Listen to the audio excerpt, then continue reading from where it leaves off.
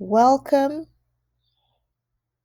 welcome parents and caregivers to Calm and Connected Parenting Strategies to Combat Stress and Burnout. We have people logging on, so we just want to wait a while so that we can all kind of start together. We're just going to give everyone maybe another 60 seconds they're logging on. So please be patient with us as we allow others to log on.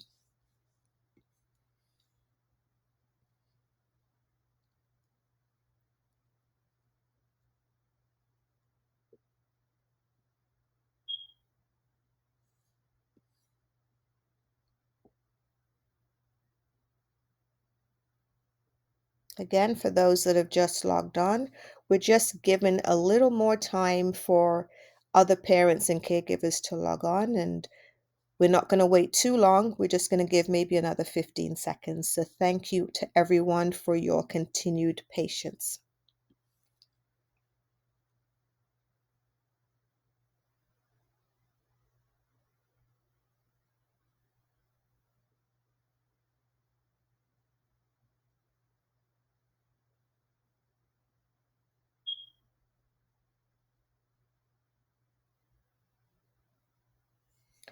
All right, thank you for your patience. We're going to get started.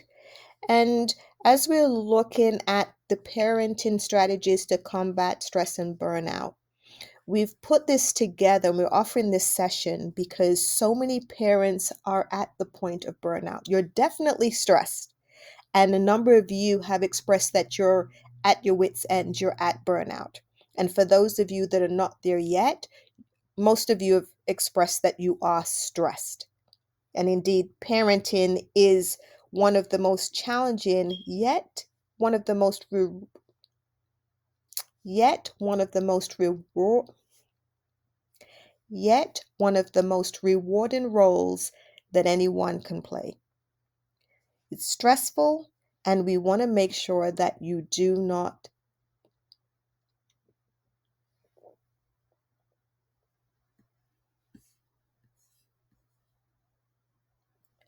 And if parenting is not done intentionally, because a lot of times we realize that our children didn't come with a manual. We're parenting as we were parented. We're parenting with the combination of what we have. We don't know what we don't know. We don't necessarily know that there are some things that we could do just a little differently that could make a world of difference and transform your parenting. So we want to be able to go through this. You'll be able to take some notes, get some takeaways as to something that resonates with you that you can implement effective immediately, that will be able to help you edge back from the burnout line. And even though there will always be some levels of stress, but remembering that stress is a perspective and it's manageable. So we're looking to give you some tools to be able to manage that. So, starting out, we want to start with self care and understand that it is not selfish. A lot of parents have a sense of guilt when you take time out for yourself, when you just want to sit or, do something by yourself for yourself. It comes with a plethora of different levels of guilt. You don't want to think that self care is selfish. It is not. Just as when you get on an airplane, for those that have been on a plane, when they give you the safety instructions, what do? They tell you how to use the mask, that you want to make sure that you put it on yourself first before you put it on your child or anyone else. So, a lot of times you may be sacrificing yourself and your health and your emotional state of being in order to give extras and be there for your child. And it's not negative to have the heart that you do have for your children and for others, but you want to make sure that it's not at the expense of yourself, because at some point you'll get to that burnout. You have nothing left to give. And either way, they're going to be left without you being able to be there to support them emotionally, financially, and all the ways that you are there for them. So it's better to have the consistency of your presence there and having everything in balance. And you're able to do that when you're able to value yourself and understand that that is not selfish. So let's start out with some signs of burnout. How do you know that you're in burnout. So it's going to look differently in different people. It's not a one stop resource, it's not a one answer for everyone. Some will show it more physically, some more emotionally. It will show up in different ways, but let's look at some of the more common symptoms of parental burnout. So you're going to have that emotional and mental exhaustion. Not just a little tired, you sleep and you get up refreshed the next day. This is an exhaustion that goes from day to day, week to week, month to month, and even year to year, where you feel drained, you're just tired, you're overwhelmed. You're heading towards burnout.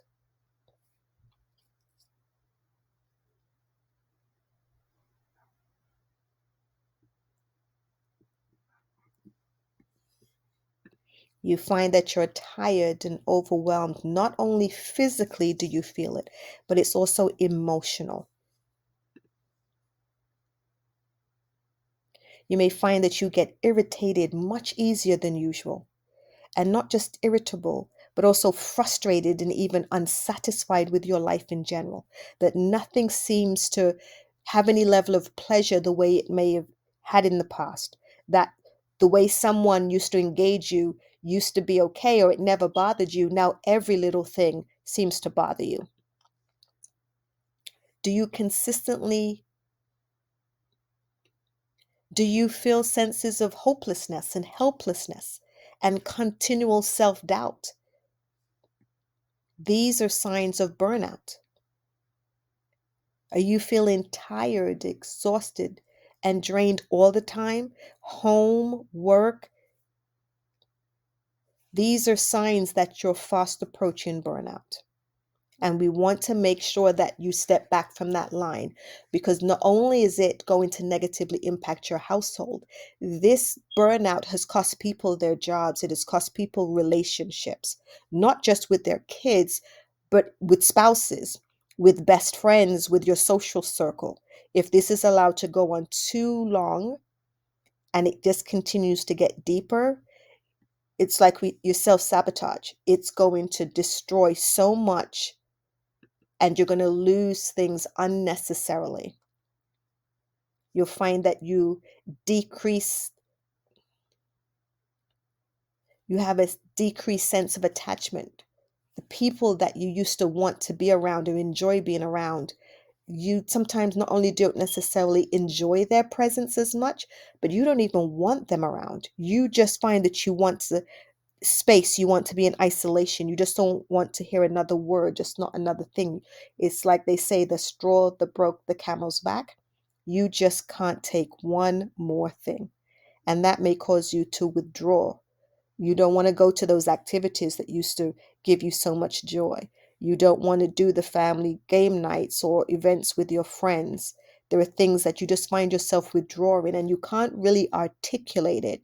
It's just a sense of being. And and it may even go as far as to say that you now have negative feelings towards roles that you had at work, at home, towards even your children.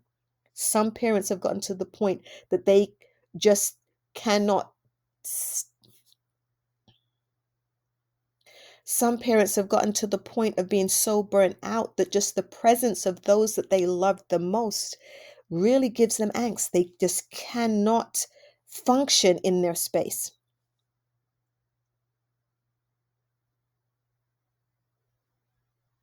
And it may even go as far that you experience negative feelings towards your roles at home, your job, your engagements with your spouse and your children, your siblings, your parents, all the people that you once held so dear.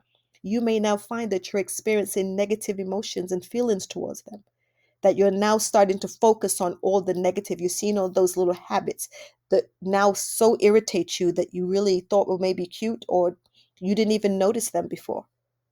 These are things we want to make sure that you watch out for, because you'll become increasingly detached. And then that's going to spiral into you feeling alone, even though your desire is to be alone.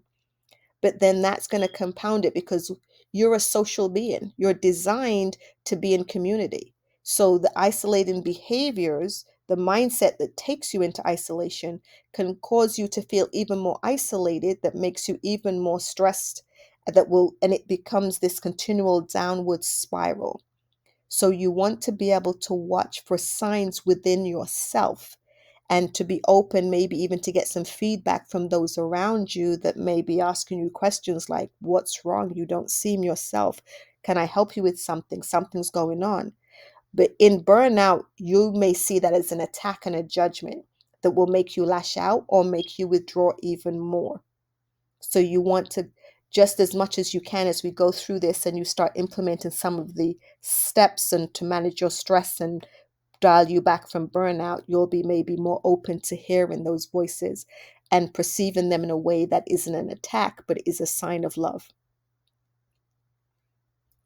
So you want to, additional things to look for. Have you lost motivation? Have you lost that spark? Your joy for things, even maybe your hobbies and even things you do by yourself don't even bring you joy anymore. So the things that you may even do by yourself for yourself, as the closer and closer to you get to that burnt out space, you may find even the things that you once loved, you don't love anymore, much less the people, but the things that you enjoy doing, you find no more joy in it. It's like you've lost all motivation and your spark just isn't there anymore. And for some parents, we're finding out that you're responding to stress in a way that can be harmful to you. So some are doing drugs, having affairs. So some parents have turned to alcohol, have misused drugs, and are getting into emotional situations with.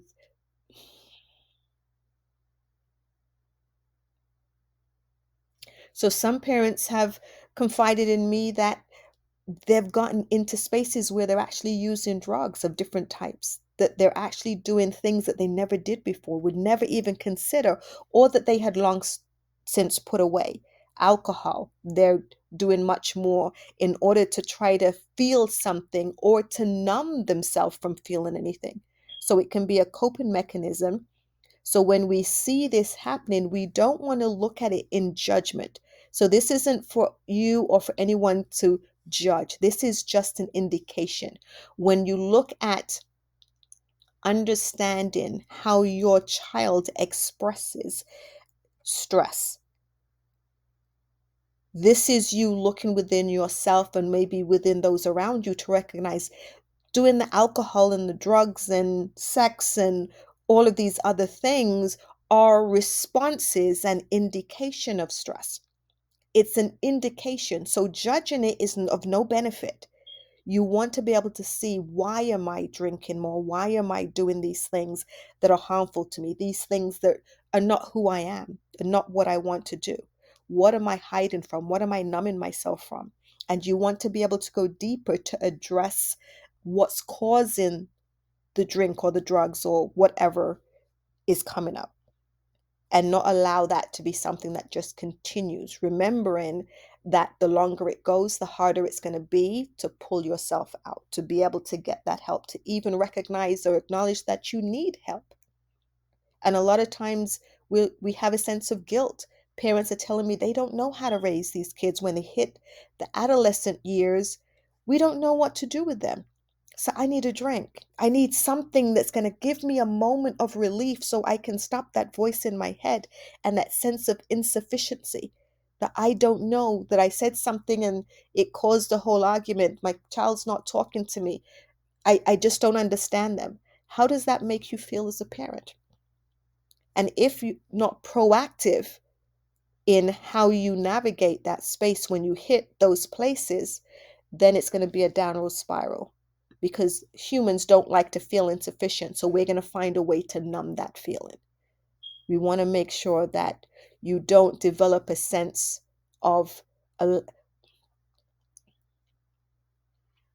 so you want to make sure that you don't live in that negative space with a decreased sense of accomplishment, a decreased sense of having a clue how to navigate the space of raising your child, even how to navigate your dreams. Because a lot of times, as parents, you gave up your dreams, you put them on the side, and you're so focused on providing and being there and nurturing and developing your children that you forgot to continue to develop yourself. And there'll be that nagging sense of a lack of accomplishment. And it's not that you're not working and maybe doing magnificent things and contributing on a magnificent level, but then how do you feel? Do you feel increasingly inadequate, ineffective, not satisfied with your accomplishments? Even though others may be impressed with you, others can say that you're magnificent, that you're appreciated, that you did an amazing job. But if in your head you always are in this mindset of dissatisfaction with yourself or with life, then no matter what anybody else says, you will not have the filter to be able to receive that.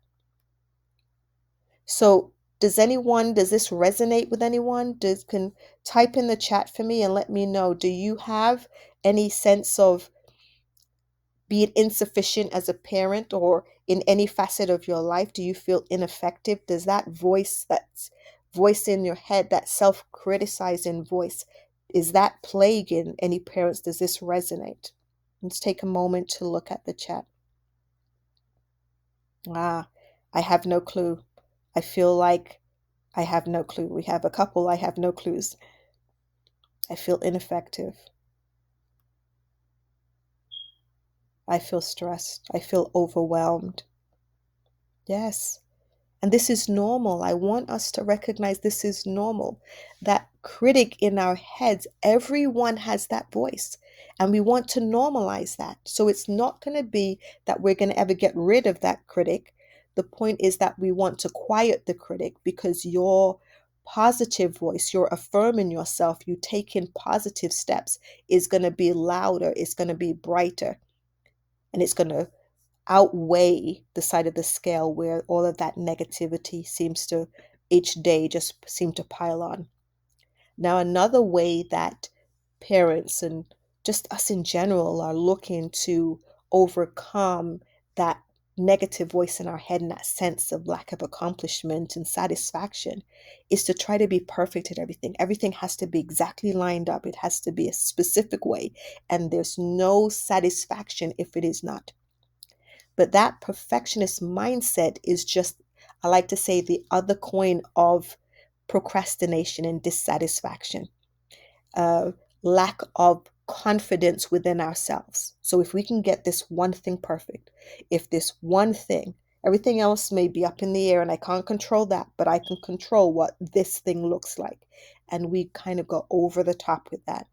That is just a sign of stress. There is no such thing as perfection, because what's perfect for one individual is not perfect for all. And if there was such a thing as absolute perfection, then it would be a standard that everybody would be trying to attain. But what's important to one as perfect, the other person doesn't even consider. So perfection is in the mind of the beholder. We want to not do that. And we want to make sure that we remember that we are modeling for our adolescents. Our children learn how to do life by how they see you do life. A lot of parents are coming to me wanting me to help their child become more confident, more self-aware, more self-controlled. The number one place that they will learn those characteristics is at home. When they did a study and they asked adults, who's the greatest influence on you? Is it your boss, if they're working in places? Is it your parents? Is it your peers? Is it someone in social media? Who's your greatest influence? And it was 49% parent or a close family member. 49%. 28% was someone they had never met.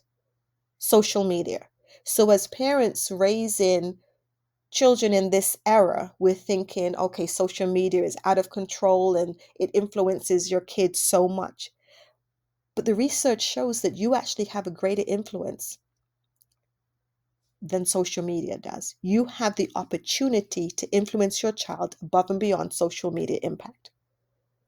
So when you're showing them how to do life, how to manage your stress, how to be able to engage, even though you're stressed, they are learning that from you.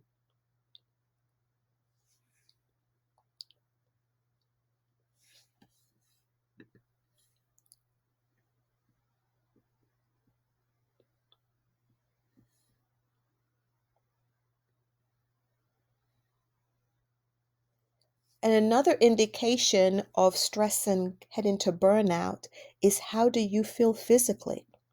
Research shows consistently and without question, just depends on who's doing the research and the percentages they give you. But the vast majority, I've never heard a number lower than 70% of all illness and disease is being able to correlate it to stress. So your ability to manage your emotions instead of allowing your emotions to manage you is not just a wonderful way to is a wonderful way to manage your wellness and your health. Illnesses are directly connected to your stress levels. Managing your stress is a key part of managing your health. So if you have headaches constantly and backaches and pains and even illnesses, you want to be able to look at not just dealing with the headache, popping aspirin or doing some massage or something to relax the muscles. That's part of the process. But you want to always go deeper to the source. What is causing it? Because if you're always only addressing the outside symptom, it's just going to keep showing up, or it's going to pop up and show up in another way. We want to get it to the root. So if you're constantly feeling sick and run down and you're out of steam easily, you want to understand that is an indication that there is stress that you want help managing.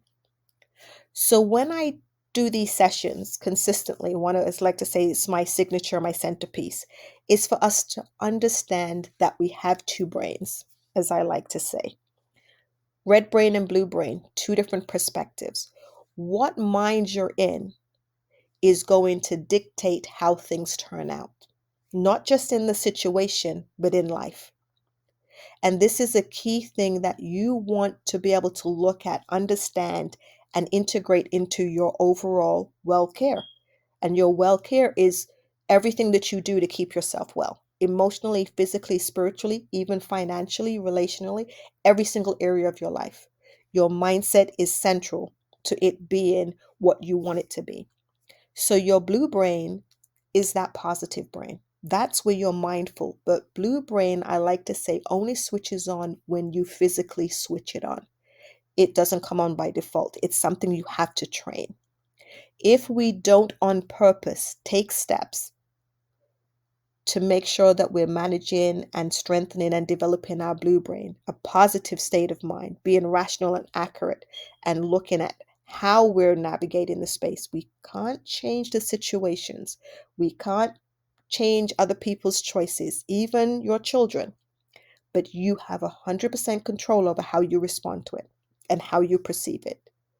If we perceive it in our red brain under a state of stress, I like to say red brain to red brain, never going to be a positive outcome. It's not possible.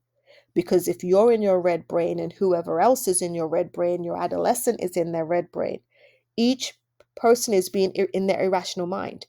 Two irrational minds coming together trying to come to a conclusion, it's not going to happen.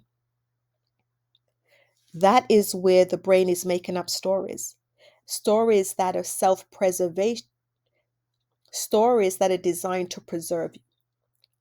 But yet it leaves you with more fatigue and worry and stress. It impacts your memory and your ability to be focused, and it only continually spirals down your self-esteem. So if you're parenting in a state of stress, your confidence in parenting will never develop. The only way you can develop confidence in parenting is going to be in your blue brain. But even as you understand this for yourself, that you want to manage your emotions, not let your emotions manage you, that you don't want to have conversations and try to come to a conclusion when you're in your stressed brain, that brain will come on by default. But just because it comes on doesn't mean you have to allow it to stay on. So some of the tips we're going to look at are going to be to help you switch that brain over from red brain to blue brain, and deciding within yourself and making a conscious decision to say, I will no longer have engagements with my adolescent when I'm in my red brain, because that's central to why there's going to be conflict and disconnect. And you want to also look at the other resources that we have available on how to recognize stress in your adolescent and how to be able to help them navigate and ease their stress. So take away from here, you have a red brain and a blue brain. Red brain is not a bad brain.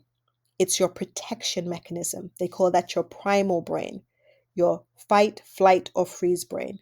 So when you're stressed and heading into burnout, your red brain is going to switch on to protect you. So depends on your wired response. If your response is to fight, then you are going to fight every situation. You're going to find that maybe you're more confrontational and maybe more short in the way that you respond. If your response is flight, to run, then you're going to withdraw, isolate, don't want to talk to anyone, see anyone. That's the way you're going to protect yourself. Freeze, you're just going to shut down. You're just going to shut down. The body's going to try to shut you down until this supposed danger passes. But the danger that your red brain is perceiving is not real. It just doesn't know how to manage all that's coming at it. So it's going to just fight. It's going to resist it with everything it's got. And each one of us is wired slightly differently on how we respond to in our primal brain.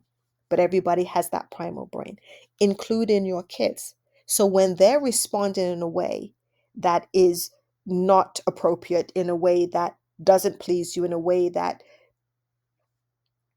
elicits stress responses, it's because they're in a state of stress and their brain is working to protect them. So when they're yelling, when they're having tantrums, when they're acting all different types of ways, it's because their brain is switched on and they are trying to protect themselves. So all of us have this brain. We want to keep that in mind. It's called firing and wiring. Your brain is always firing. I always say to the kids, if you were to have your brain wired up with the electrodes and they looked on the system on the screen, they would see all of this light activity in your brain. But that's only when you're in a growth brain, when you have a perspective that something better can come from this, that I can attitude. But if you have a stressed, shut down, fixed mindset, the activity, they're not going to see that activity. Nowhere near as much as they would if you're in that growth mindset. So your brain is always firing. Something happens, it fires a thought. It's up to you what that thought associates itself with. So every time your child may yell or somebody says something, is that a personal attack on you? Is it an indication of your falling short in some way? Or is it just their opinion? Is it just an indication that they're going through something? But a lot of times your red brain is going to say, they just attacked me, so now I have to respond in kind. But when we can now manage our emotions and understand it wasn't an attack on you necessarily, it was just a reflection of what's going on in their head. And when you look at it from that perspective, then your blue brain can stay on. Then you're able to manage and navigate the situation in a way that can be a win-win situation.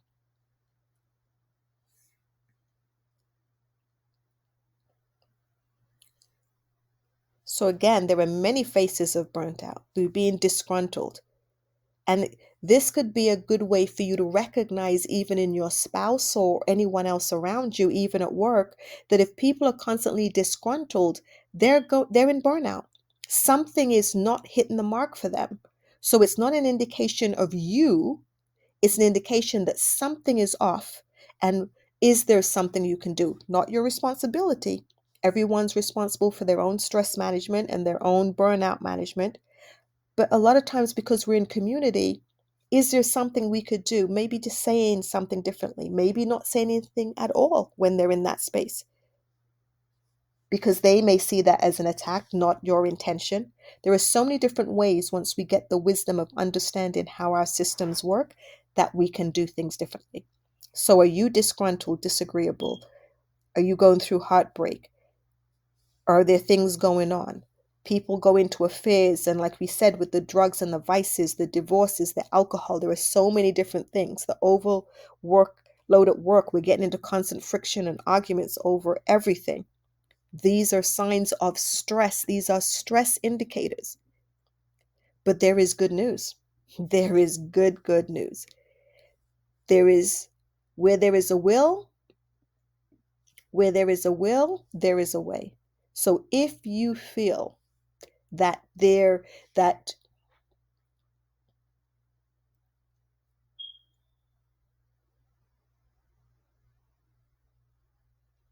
and now we're going to look at some practical tips of how to manage this stress and prevent burnout, or bring you back from burnout if you're kind of in those spaces. So there are a couple principles and things that we want to incorporate. And if you incorporate these into your life, you are guaranteed. We don't say much guarantees in life, but you are guaranteed that you will get some relief. If not, find that your life is transformed. First one we're going to look at is managing our time. If you are not managing your time deliberately, then time is running away from you and it's managing you. One of the greatest sources of stress is feeling overwhelmed by all the things you have to do, all of the tasks and all the deadlines. So when you now first take a step to effectively manage your time, it is crucial to reducing your stress and enhancing your productivity, giving you back time into your schedule that you can take time for some more of that self-care, some more of that family time, some more time for whatever it is you desire. We want to take you back from that sense of overwhelm. So practice effective time management, lower those stress levels, and you'll find that you're just performing better on the job. Parenting satisfaction goes up. Your life balance your life balance will be improved.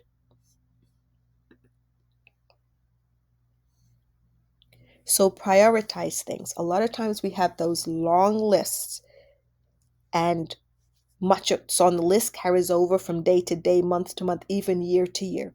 And then it kind of drops off and we lose steam, and we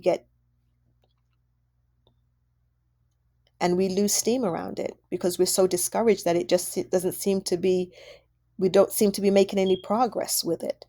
But prioritize things and only allow yourself to have a couple priorities on any given day. Having a priority list of 20 things, realistically, you're not going to get through that 20. But if you have a list, put it in priority order. When is this thing required by? And is it a deadline that I have set? Or is it a deadline where I have a responsibility to someone else? You want to be able to prioritize things based on their urgency. A lot of times, parents, when we're looking at your schedules, you're getting caught up you're doing a lot during the day, but it's kind of what we classify as that busy work.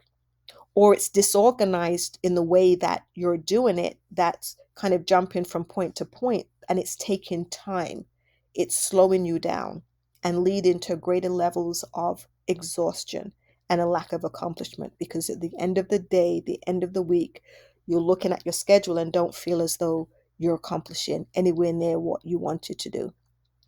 So parents, caregivers in the chat, give me a yes if this resonates with you. Do you feel overwhelmed with your schedules? Do you find that you get, oh, yes, triple yeses, absolutely. Overwhelmed. Being organized is it's your superpower. And they done research. I love research. You always hear me say the research. Research has shown that people who manage their time, just the fact that they sit down, organize and prioritize their tasks, and follow a schedule, the schedule that you've designed, and you prioritize things, you're 10 times, 10 times more productive, more accomplished, more successful than people who do not. So it's an investment that you're making in yourself just when you're managing your time, much less the other things that we're looking at, right? So have that list, have your things organized, have on any given day, what am I doing towards that goal today?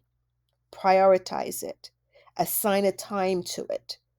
I'm not just going to work on it for the whole day unless that's how you schedule it, but I'm going to work on these 3 things today. How much time am I putting in on this one? 2 hours? Set a timer. Don't just sit there, because some things will seem like forever because your system doesn't want to do it. The red brain is trying to switch on and trying to get you distracted and to procrastinate. But when you have a timer set, the brain knows, okay, not my favorite thing to do, but I'm only here for 2 hours, or I'm only here for 30 minutes, or whatever the time is that you set. And that time is going to go by so much quicker. And you're going to find that you've been so much more creative and productive in that time. They tell us, research, that when we use timers, we focus better, do better quality work, and we get more out of it. We remember more. It just adds more value into our, like to say, our mental filing cabinets, our internal database. We have more content. So doing those lists, using a timer are some key ways of being able to make progress, and writing it down helps you to track that progress. And now going to add to your sense of accomplishment. When you have larger tasks, break them down into bite-sized pieces. So don't just say, I have to do this thing. What are all the parts necessary to accomplish that thing? And look at each one of those things separately. So I may need to, let's say, for instance, get a project done. And I need to get that project done by X time frame because Y needs it done by that time frame, or there's some other circumstance involved. So what do you need done? We're not just going to work on that thing until time runs out every day. You want to break it down into parts. How long, if I sat down and did everything at once, would it take me to do that thing? Kind of come up with a number. Add about 25% more time where possible, because research again tells us that we underestimate time by at least 25%. So add that on. If we finish quicker, even greater sense of accomplishment. But if you get to a point where you run out of time, that's going to send you back into your red brain and a sense of a lack of accomplishment, and you're emotionally going to be beating yourself up. So set that time. Say, okay, how much time do I have? I have a month to accomplish it. I have a week. I have however long. Then you divide it out into parts of how much time, depending on open spaces on your schedule. I can put in 2 hours here. I can put in an hour here. I can put in and plot that time to add up to how much time that you need. Leave in cushion time. So if it's due, let's say on a Friday, we're not working on it on a Friday. We're going to be finished. The goal is to set it on your plan that you're done on the Wednesday before, so that Thursday is your cushion time, that just in case of emergency, and no stress needed. It's done. Turn it in on Friday. So even as you're breaking that project down into parts, step number 1, first session, that 2 hours, what are you seeking to accomplish in that 2 hours? Set your goal. This 2 hours, I need to do framework. I need to gather all the supplies, figure out the supplies. What are you needing to accomplish in that first session? And then you do that for every other session. Set your intention for each session. It's going to help you make sure that you manage that project and get it done well, versus just sitting down and saying, we'll do 2 hours, and wherever the time runs out, it runs out. Much less is accomplished that way. Higher levels of stress are integrated, and the project tends to not be the quality that it could have been if we break it down into parts. Another thing that is a challenge is I have these things to do, and we kind of keep jumping around doing things. So I'm going to answer some phone calls, and then I'm going to check an email, and I'm going to send something out. Then I'm going to go do something else, and then I'm going to do that. No, I have a couple more emails I need to address, and we're kind of jumping all over. You want to look at what your day normally entails and say, okay, I've got to answer some emails every day. Choose some downtime when not your prime time to answer those emails. So unless you're a business, you're a marketing professional or something with emails are part of your profession and your money making, then that's different. That goes in your prime time because you need the best part of you to kind of put that together. But for most, emails are secondary. You need to respond to things. Don't do that in your prime time and block a specific time. This time of day is when I do my emails. And therefore, all of emails that have come in up to that point will be answered in that window. When your brain is focused on doing one thing at a time that is similar with just answering emails, your creativity and your flow in doing that will increase. More than I'm answering an email here, now I've got to sit, get my creative juices going. I've got to think about what I need to do and how I need to say it, and think about the history and what's behind this email. And then I'm jumping off to something else, and I've got to get myself focused on that. Your mind is jumping around. You want to think of it as one straight line as we go through the day, and you're going to find that you get things done much, much more efficiently and with much less stress. So a lot of times I have parents that are in corporate, that are in business, and say, oh, well, I've got to answer things, and we kind of feel that we're required to do things. And a lot of times those things are set up in our mind.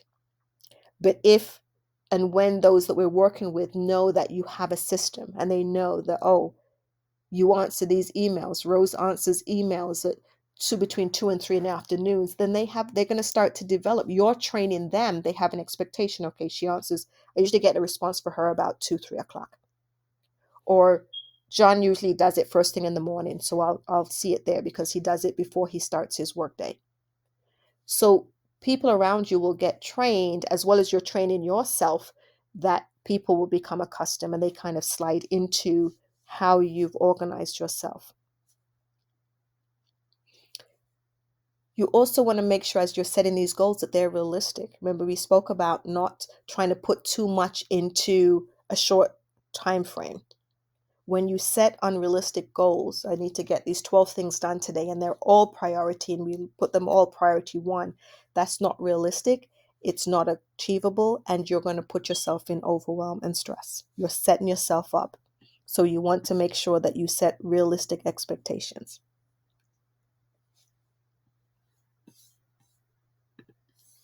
So incorporating time management techniques will not only enhance your productivity, but also contribute significantly to your stress reduction. Significantly to reduce stress and burnout. Will contribute significantly to your reduced stress.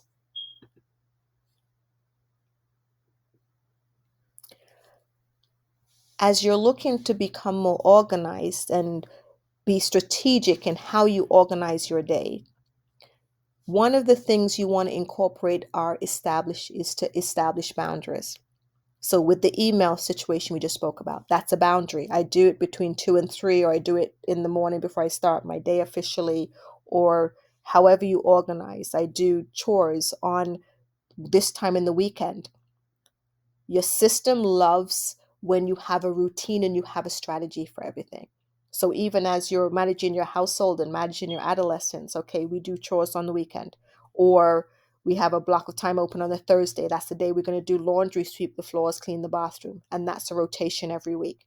Everybody becomes accustomed to that, as opposed to sometimes it's on Monday, sometimes it's on Thursday, sometimes it's on the weekend. Your system is going to not have a sense of flow. And it's going to feel much more challenging, not just for you, but also for your adolescents.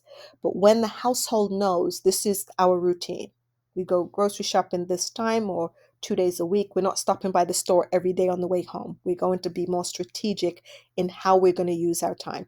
You want to be able to set boundaries that are you want to be able to set boundaries within yourself, that you only work up to this time, you only work this many days for the week, you only do this much towards this thing, boundaries within yourself to preserve your stress, within yourself to preserve you and your state of mind, boundaries with your adolescents, boundaries at work.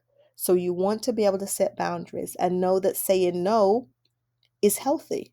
Sometimes people will continually come to you because you're always saying yes, because they know they're setting boundaries that they don't work past a certain time, but hey, they'll give it to you because you have a habit of not saying no. Someone asks you for something, said, "Oh, I don't think I can do that right now." You have quality time that you've set aside for your family, and here comes someone asking you to work on something or to go to a meeting. You can simply say that I always say that you schedule your family and what's your top priority. So even as you're putting your plan together, part of that plan is your family time, whatever that looks like for you. So let's say someone comes in and says, okay, I need you at this particular time. You wouldn't schedule two meetings at work at the same time. What would your response be? Oh, I'm already booked for that time. Do you have another time that's available? Or can we do this? You look on your schedule.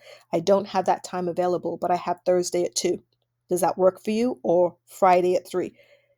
Don't offer up your time, even if that time is just for you to do your me time. That is as important. So when you set these boundaries, you're valuing yourself. You're making sure that you're showing up at work, you're showing up at home, you're showing up in your various situations, the best version of yourself. Versus you're always taking on these loads, your abilities are diminishing, and now you're leading to high levels of stress and burnout. The quality of your work is going to go down. Your ability to engage and be creative is decreasing.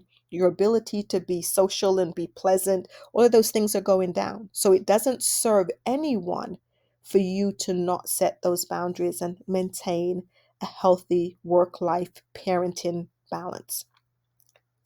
So,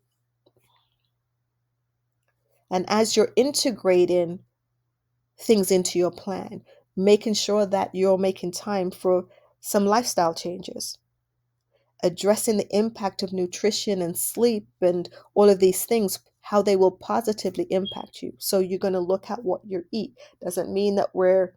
Going to Doesn't mean that we're suddenly going on a diet and we're going on this crazy exercise program. It just means, you know what? I'm going to start walking 2 days a week. Or I'm going to walk after I eat foods for the digestion to improve. I'm going to make sure I get to sleep a little earlier, another 30 minutes. I'm going to start eating an apple a day. I'm going to have a salad with my meal. I'm going to start getting the 8-ounce smoothie from the smoothie place. It doesn't have to be something dramatic, but you just want to show yourself that you value yourself and you just want to keep it simple. It doesn't have to be anything dramatic. One of the key things we mentioned about the connection of stress and your health. Your breath is key.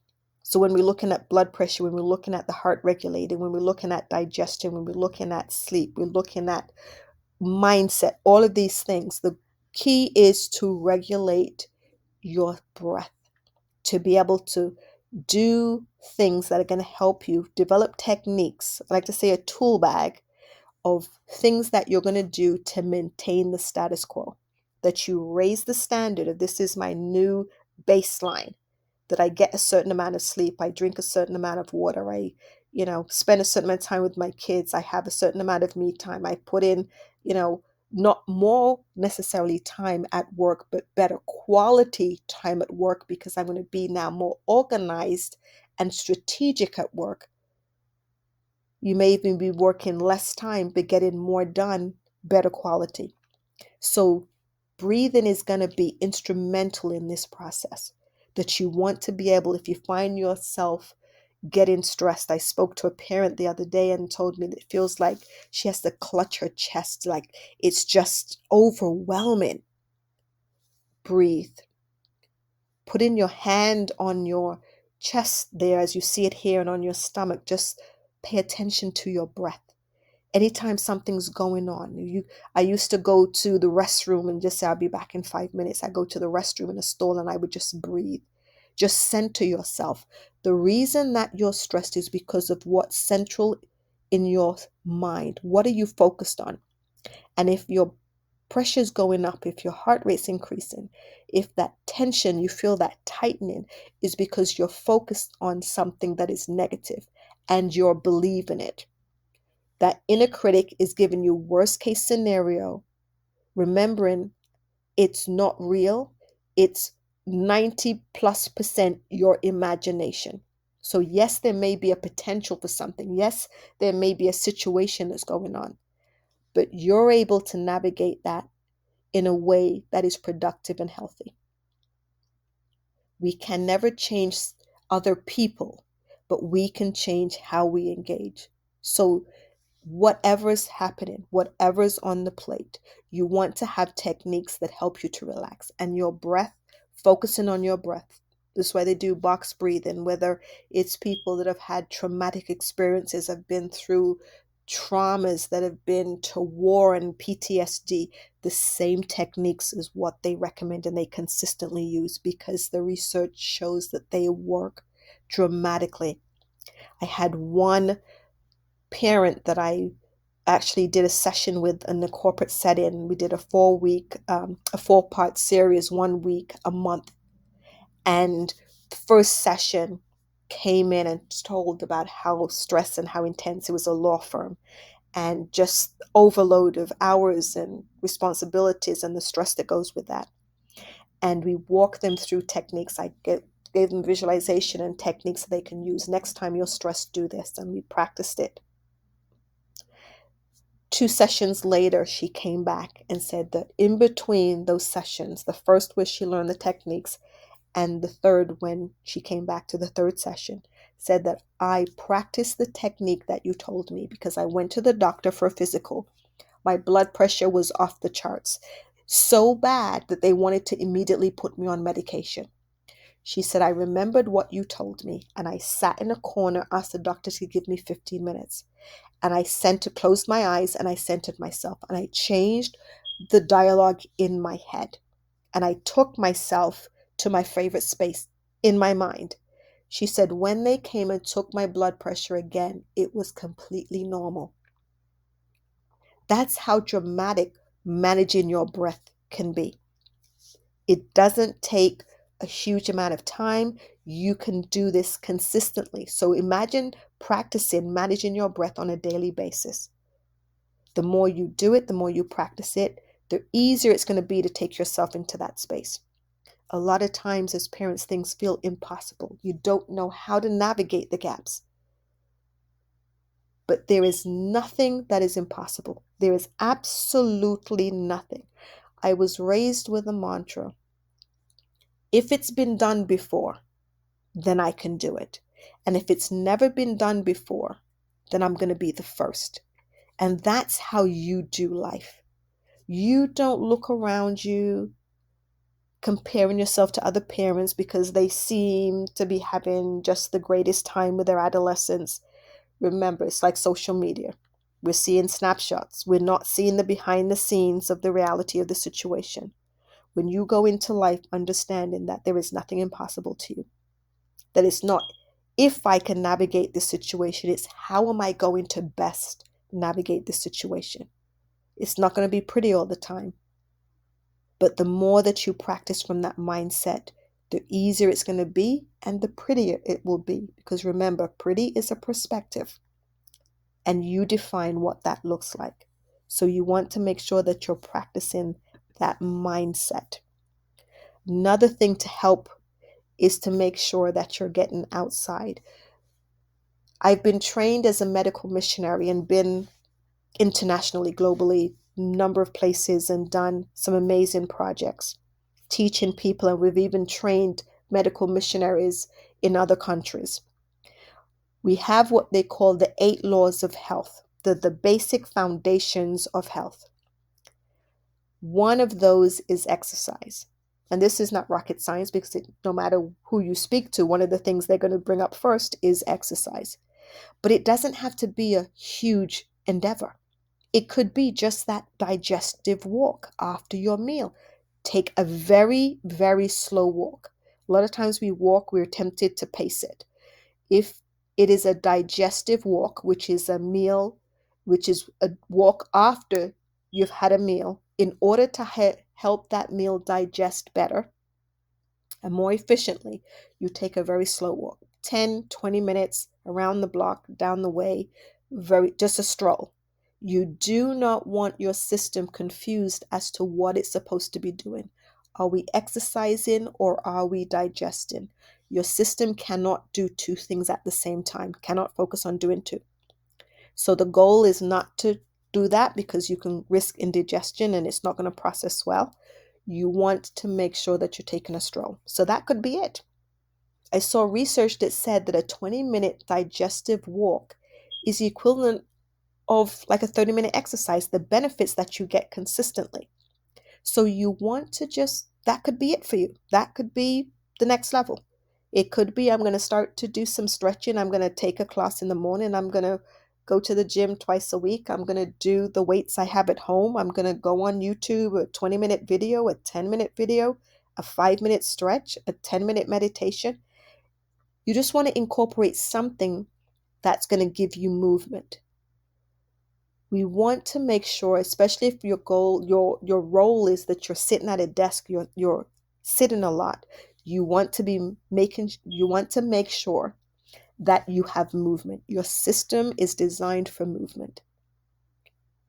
So, taking a walk. A lot of times people think in exercise, they say one of the best exercises is walking. And you're not walking a fast pace. You're walking. You want to get a little glisten, maybe a little sweat. Maybe sometimes you'll speed walk, other times not so much. But you want to get that movement in.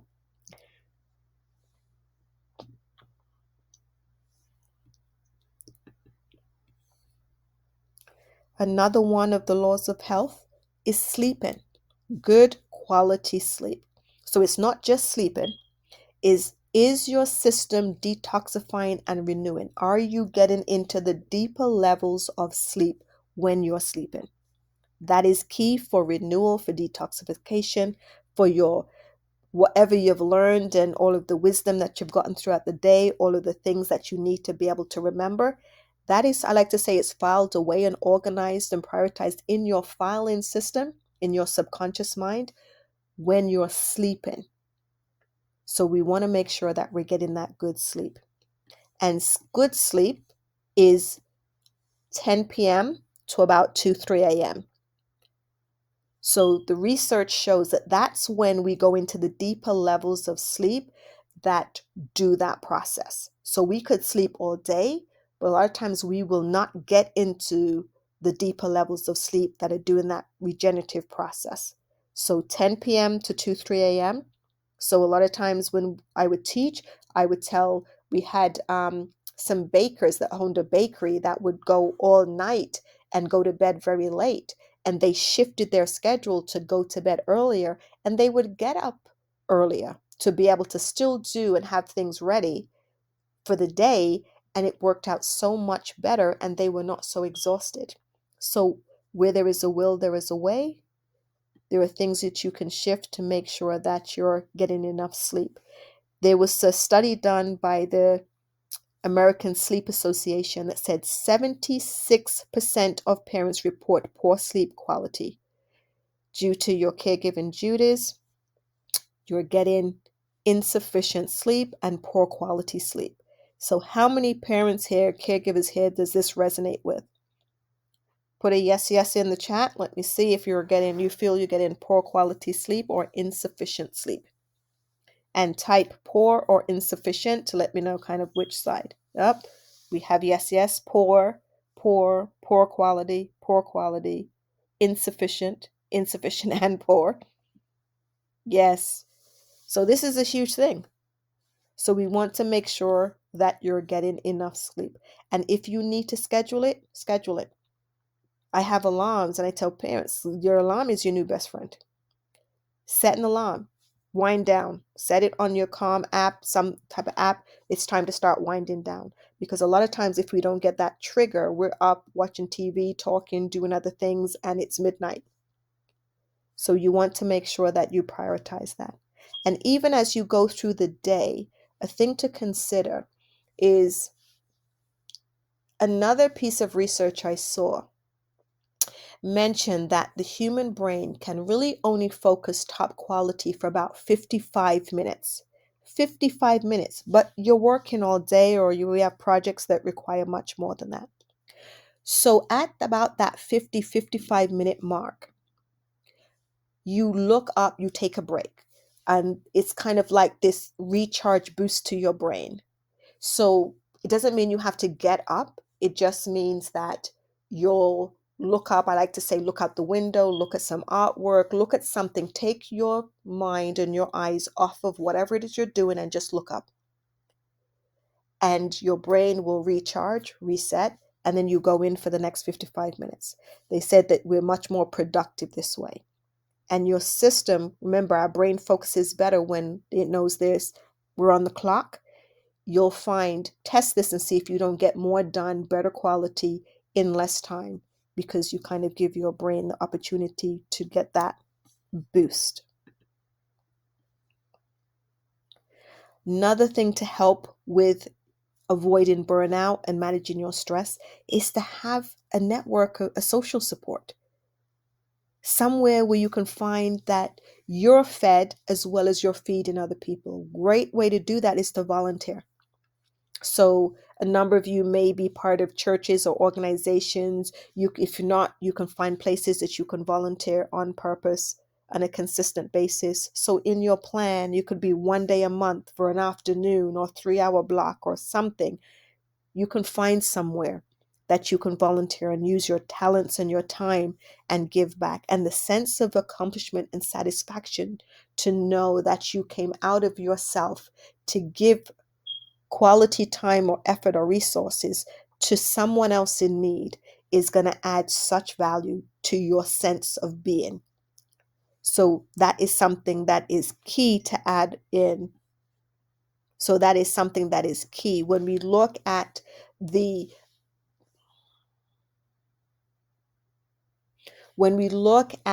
helping. So that is something else that is key so that is another key facet, another key piece to put in your tool bag, your stress management tool bag. And as you're seeking the social support, you want to be able to know that you have targeted support if needed. If you feel overwhelmed with specific situations above and beyond your social group and you getting out and networking and being in those circles, sometimes you need someone to talk to process your specific situations. So it could be someone, again, in your church. It could be a sister or a best friend or a counselor or a life coach, someone. But don't get stuck in a cycle and don't feel that something's wrong with you or it's a sense of weakness because you're being vulnerable and discussing these things with someone else. It is a key part of your stress management toolkit that you have someone that can encourage you, that can support you, that can communicate, that can help you filter the thoughts and your perspectives and even your decisions to see it from another perspective. So that's something to put in your tool bag. Focus in on progress over perfection. We spoke about perfection before. All of us, though, will get that sense of satisfaction because we made progress. I used to always be that perfectionist that if it wasn't done, I would just put that one thing on the list, write a book, finish the project, do this, that, or the other, and never broke it down into manageable parts. And when it would take so long to get it done because I had no strategy, there was no approach, I had no strategy for it, it became overwhelming and it was something else that hit the pile of things that were never completed. But now I do progress, and that's what I manage. And I'm grateful every day for the progress I made that day. So as you're breaking things down into bite-sized pieces, you want to make sure that you're noting that you made progress today. Didn't get to do the whole workout, but I got outside for some fresh air. Didn't get to drink all the water that I wanted in the bottle that I'm measuring how much water I'm drinking, but I got halfway through it today. I didn't do anything yesterday. Or I did half today and I've been consistently doing half now versus what I was doing before. Always note the progress that you've made and celebrate the wins. Recognize and celebrate the wins. So, as we come to the end of this, and we're right on about the right mark of about 45, we're going to take some time to look at what are your takeaways. So, if parents, caregivers, can you type in kind of what are your takeaways? What type of things are you going to do? Oh, we have a question. Not there yet, but we're going to take the question. So, I had mentioned the 8 laws of health. I didn't necessarily drill down in all of them here. They're kind of encompassed here. So we want to look at their nutrition. So we spoke about doing something different. Again, don't go into thinking it's got to be a diet or something. It could just be I'm going to start eating more salad. I'm going to start doing something a little different with my nutrition. I'm going to start managing this, or I'm going to stop eating so much chocolate. I'm going to only take half a dessert. I'm going to spread this chocolate bar. I'm going to eat it over 3 days instead of 2 a day. Whatever it is you do, doing something conscious that will benefit you in nutrition. Exercise, we spoke about, is another one. Water is another one, to make sure that you're getting water. All of your organs, your skin, your hair, your nails, your colon, your digestive, every process needs water. And coffee and tea, sorry parents, doesn't qualify. Coffee and tea, certain teas are actually what they call diuretics. So it actually takes water out of you. So I think the research says for every cup of coffee or like a black tea, it takes one from you. So instead of adding liquid, you're actually withdrawing. So if we drink a cup of coffee, now we need 2 cups of water to replace the coffee and to add water. So you want to look at adding water, or you could do water with lemon or some fruit, or you could do.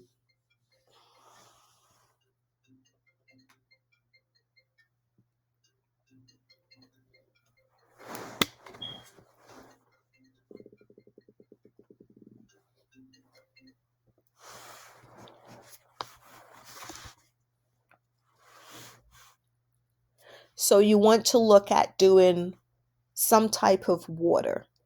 Now, you could steep, let's say, a herbal tea bag in the water if you want flavor or color. You can put lemons, limes, cucumbers. There's so many ways that you can do water to make it more palatable, because a lot of times parents say they just don't like drinking water. So they remember, where there's a will, there's a way. So if we're not drinking any water, really, we're not going to go to half a gallon a day or a gallon a day.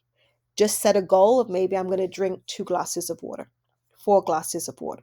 I'm going to walk around with this water bottle that's 24 ounces, and my goal is to get through that.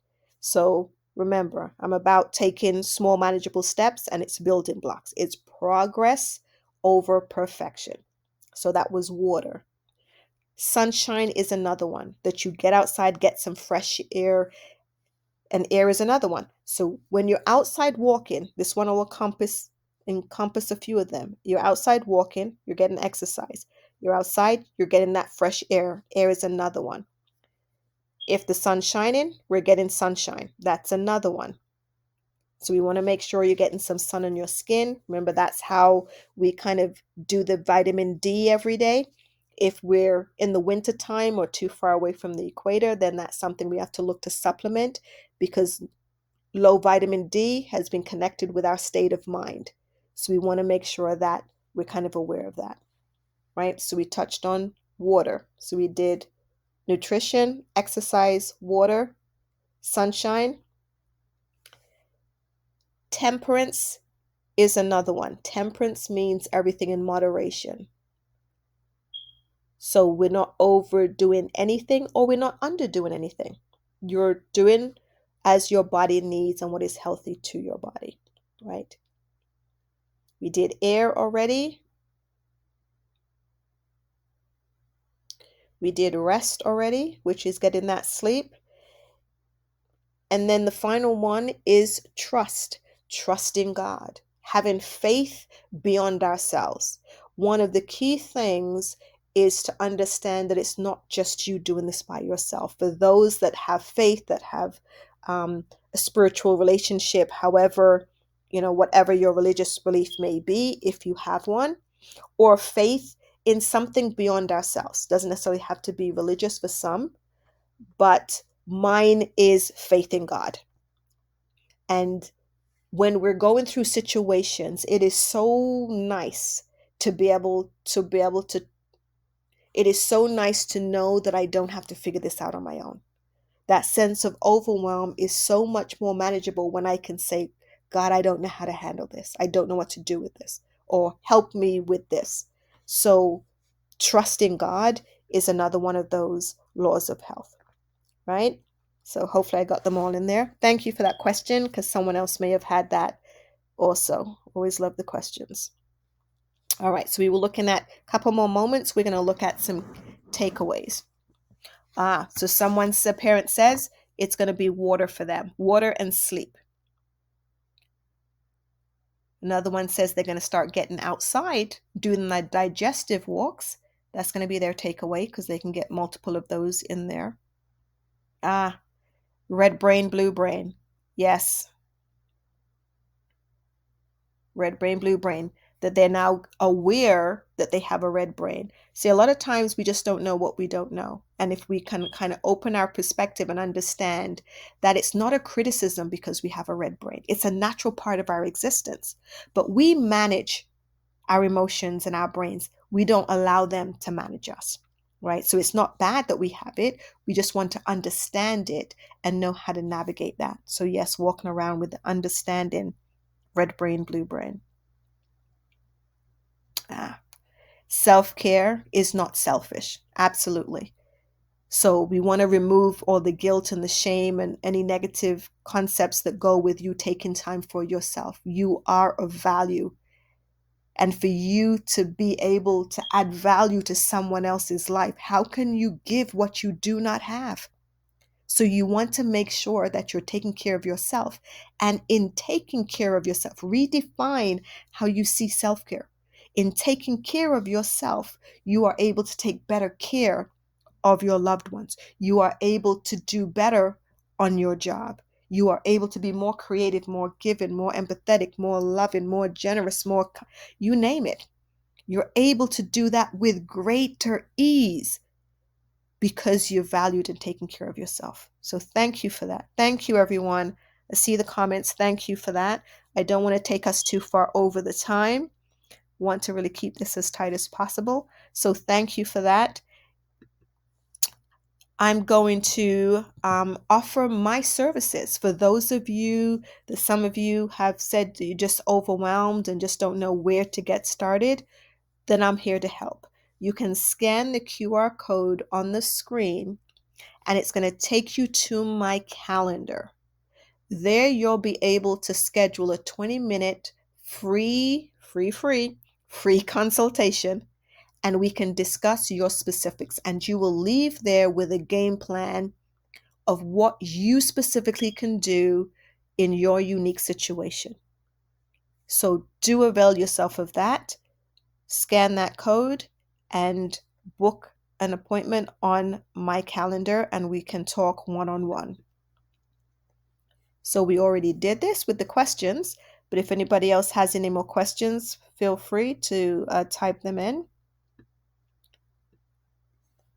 And here's my contact information for those, if you just want to contact me, don't necessarily want to book anything on my calendar yet, but want to contact me with questions or would like me to present at an event that you have, you want me to speak to a group, do a workshop, I'm available for all of those things and then some. So here's my contact information. You can shoot an email or give me a phone. You can shoot me an email, a text, phone me, whichever is your preferred method. So I want to thank you all for coming. I thank you for investing time and effort and resources to be here. For you to spend your time and your resources to be here speaks volumes. Speaks volumes of how much you value yourself. Speaks volumes of how much you value your family and your adolescents. It speaks volumes. And this is an investment that you've made that is going to have a ripple effect throughout your life, transforming your parenting, transforming your household, and remembering that whomever comes in contact with the better version of you is going to be benefited by it. So thank you. I applaud you all for being here. And hopefully, I will see you in another session. Even better than that, hopefully, I will speak to you personally and we'll have some face to face. Hopefully, I will speak to you personally and have some personal but even better yet, hopefully you'll be in touch with me.